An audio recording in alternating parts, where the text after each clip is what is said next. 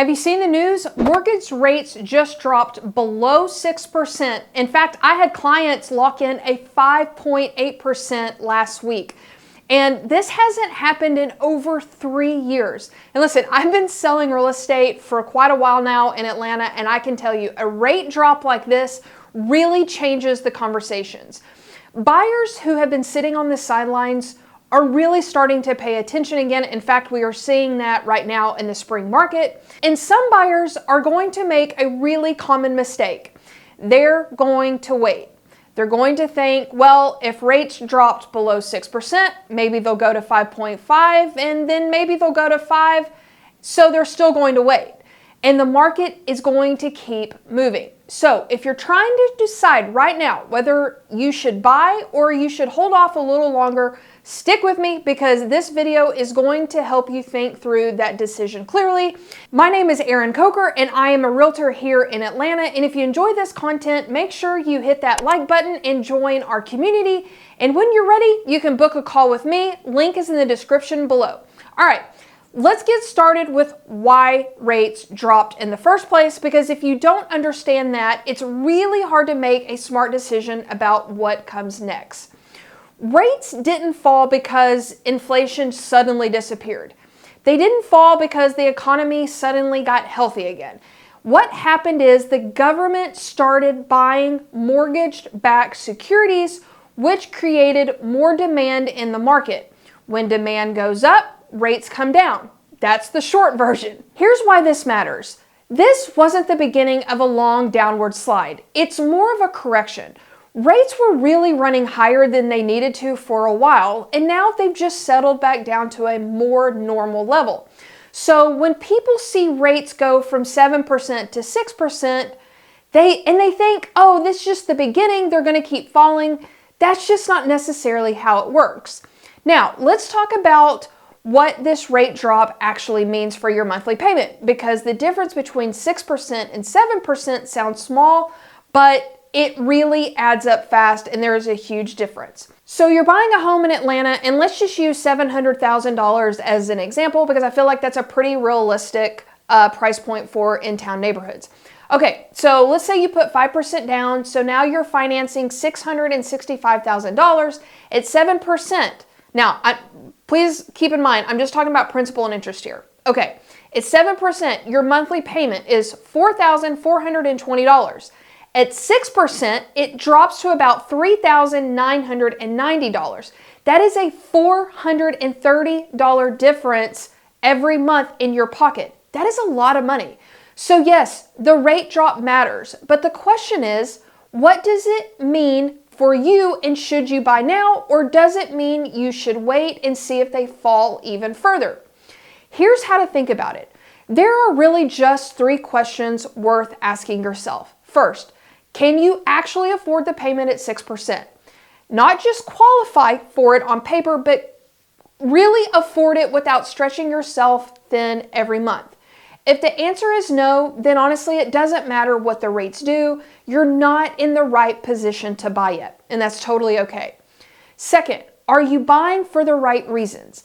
Are you buying because your family needs more space, because you want to be in a certain school district, because your commute situation has changed now that everybody's gone back to the office, or are you buying because you're afraid of missing out on a rate?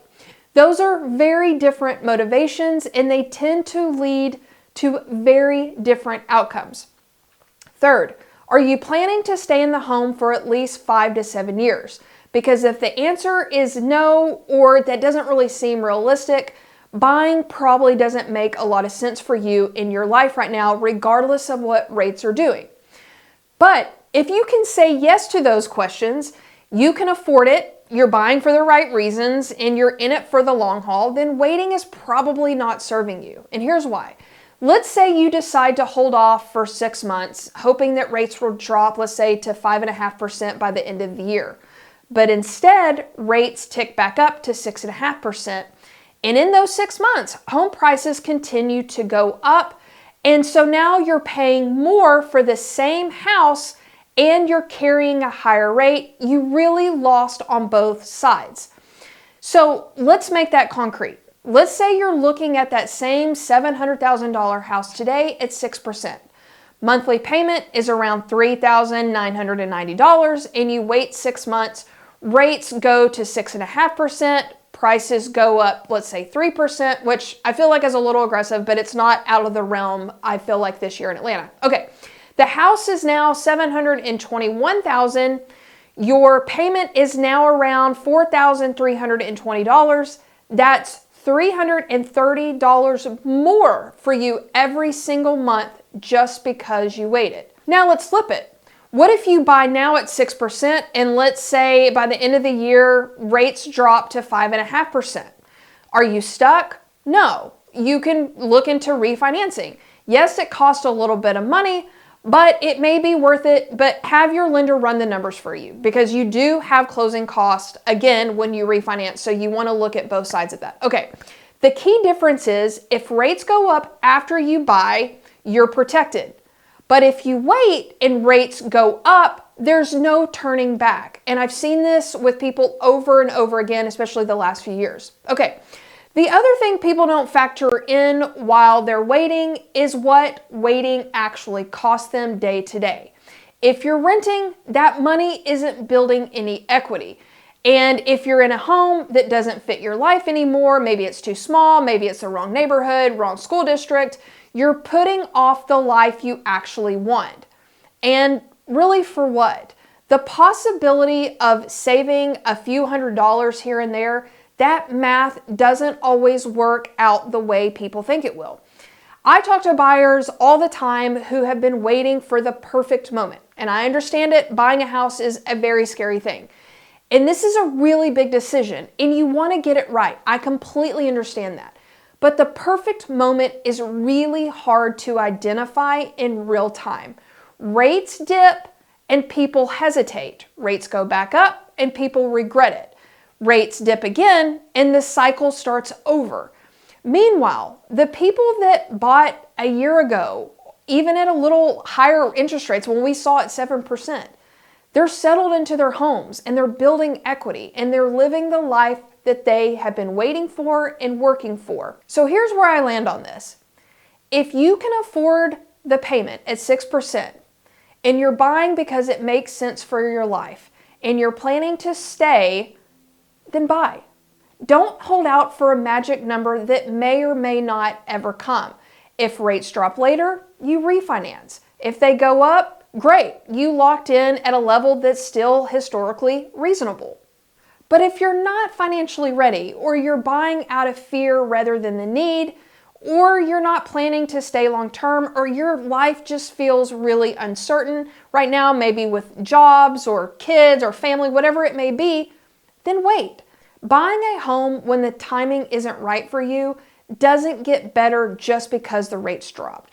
The question to ask yourself isn't, what are rates going to do next month? It's, does buying a home right now make sense for my life? Am I ready? If the answer is yes, then this is actually a pretty good time to move. Inventory is up. I'm seeing a lot of seller paid closing costs. Rates, I feel like right now with them averaging 5.9% is actually a really good market to be buying in. If you found this video helpful, please hit that subscribe button. It helps me help more people like you. Thank you so much for watching, and I hope to see you on the next one.